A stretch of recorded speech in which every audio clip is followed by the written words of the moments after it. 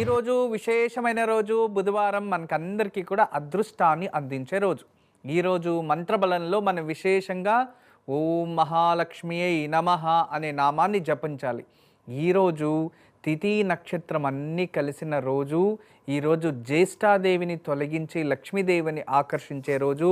మరియు ఎటువంటి దారిద్ర్యం ఉన్నా దూరం అయిపోతుంది. ఈరోజు మనమందరూ కూడా ఓం మహాలక్ష్మియై నమః అనే నామాన్ని జపించి మహాలక్ష్మి అనుగ్రహం పొందుదాం.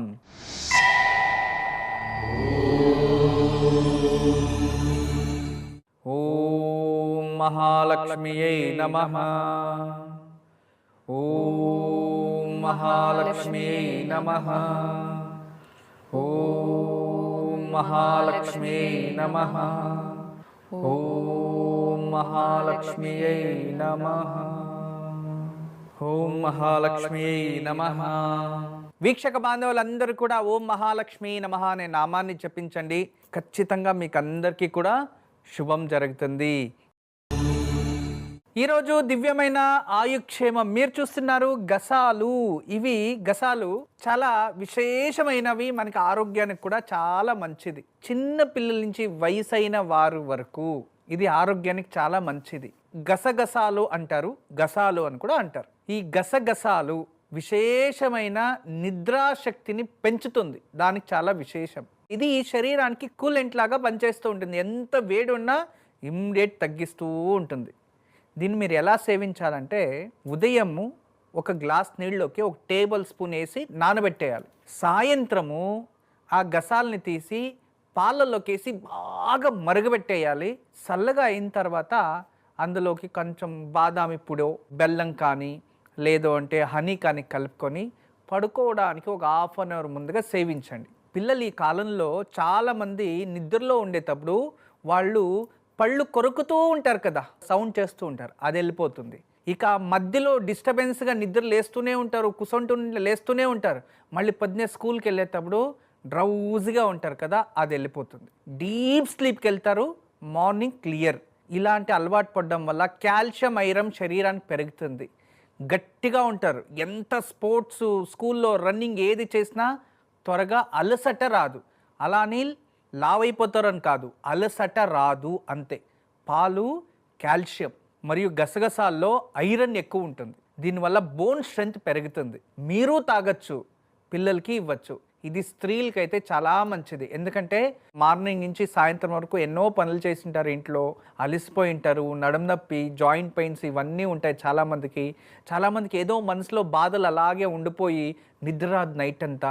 మళ్ళీ ఉదయం లేస్తే వాళ్ళ పనిలో ఉంటారు. దీనివల్ల తెలియకుండానే డిప్రెషన్కి వెళ్ళిపోవడం, తెలియకుండానే చిరాకు పడడం, ఇంట్లో ఏ పని చేయలేకపోవడం, ఇలాంటివి మానసికంగా చాలా దౌర్బల్యాన్ని అనుభవిస్తున్నారు. అటువంటి వారు గసగసాలని మీరు పాలల్లో వేసుకొని సేవిస్తూ ఉంటే ఖచ్చితంగా మీరు ఆరోగ్యం చక్కబడుతుంది.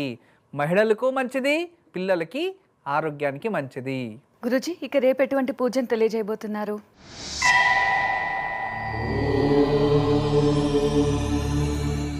రేపు దివ్యమైన పూజ.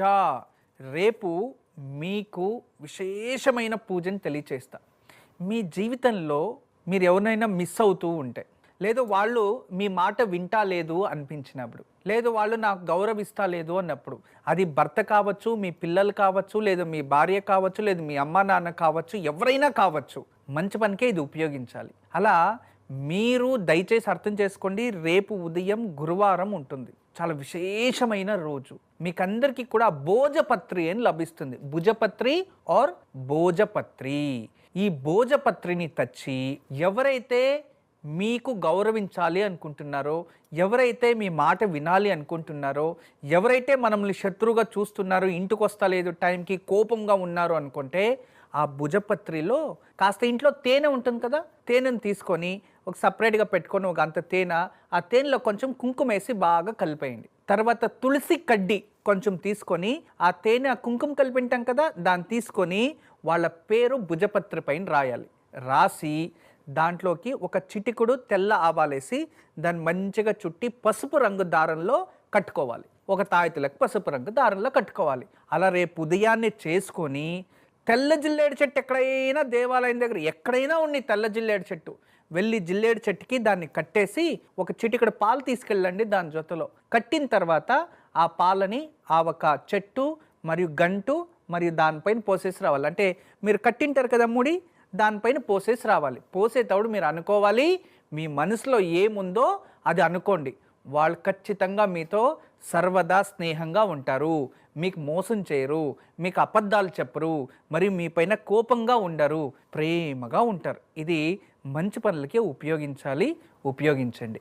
ఇక దీనికన్నా ఇంకోటి ఇంట్లోనే పూజించే ఒక అద్భుతమైనది, రేపు ఉదయము కాస్త పసుపు నీళ్ళకి వేసుకొని లేదా గంధం నీళ్ళకి వేసుకొని స్నానం చేసి గురు దత్తాత్రేయ దక్షిణామూర్తి వారి ముందు ఒక కొబ్బరికాయ కొట్టి అందులో నెయ్యి పోసి అందులోనే ఒత్తులు వేసి గురువు ముందు వెలిగించి గురునామస్మరణ చేయడం వల్ల పసుపు రంగు పుష్పాలతో గురువుకి పూజిస్తే గురుబలము ప్రాప్తిస్తుంది, మీరు చేసే వృత్తిలో అభివృద్ధి జరుగుతుంది, ఉద్యోగం లేని వారికి ఉద్యోగం ప్రాప్తిస్తుంది.